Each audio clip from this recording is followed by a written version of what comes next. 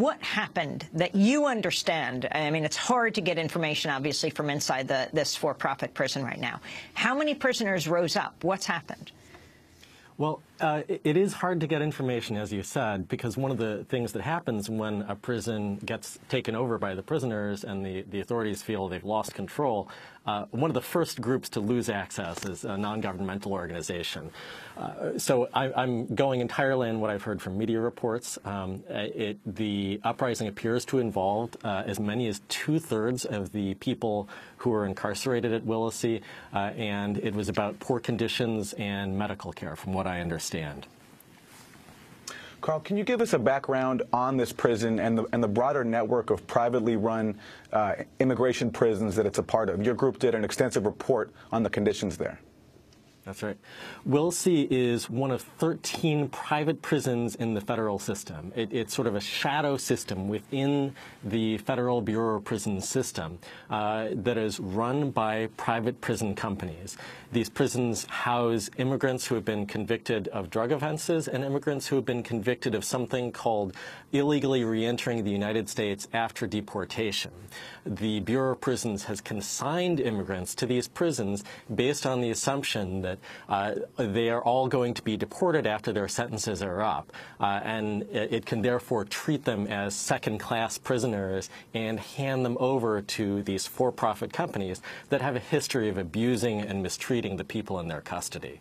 So, Carl, how many people are in this prison, and what do the grounds look like? They talk about the tents that they live in. What actually has taken place? Before the uprising occurred, there were about 2,800 or 2,900 people incarcerated at Willacy, and it's as you said, it's a tent city prison, which means that the complex is dominated by 10 200-foot-long Kevlar tents. There are about 200 men inside each tent, and when I went there and interviewed prisoners in 2013, the impression that I came away with was a sense of overwhelming despair. People talked about how overcrowded it was and how unclean the place was. There were insects that would crawl in and bite people at night in their bunks. The toilets were constantly overflowing, spilling raw sewage back into the housing units and leaving the stench of sewage hanging in the air of the entire tent. They also talked about problems with medical care and the overuse of isolation. People would actually be moved into isolation cells when they first arrived at the prison, not because they had done anything wrong, but just because the tents were so overcrowded that there weren't even available bunks there. A recent study by the Justice Department found the number of suspects arrested for federal offenses more than doubled between '94 and 2012, and that by 2012, half of all federal arrests were for immigration violations. According to the Pew Research Center, the number of arrests for unlawful reentry into the U.S. increased 28-fold during that same time period. Can you talk about these reports in this program, Operation Streamline?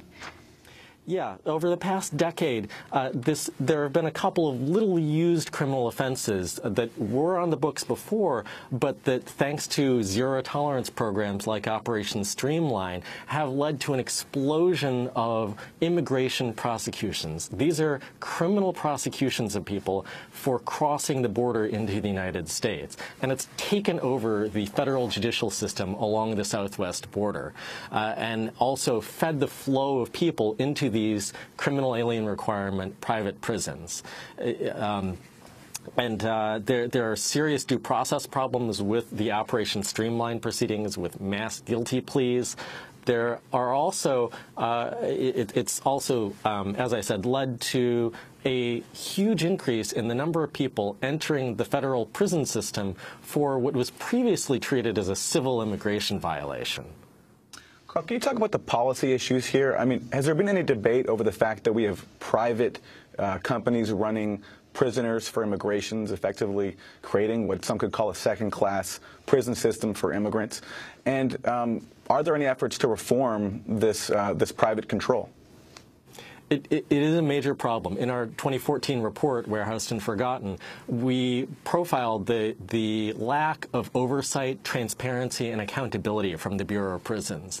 These are companies where their goal is to use the housing of the incarceration of human beings and our tax dollars and convert that into maximum profits. And that creates a situation rife with abuse, neglect, and misconduct.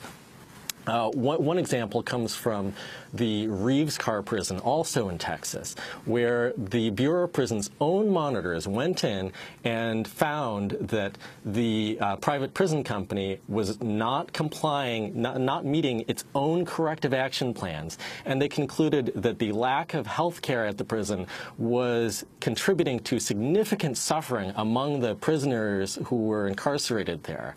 Even after making those conclusions, though, the Bureau of Prisons chose to renew its contract with the company.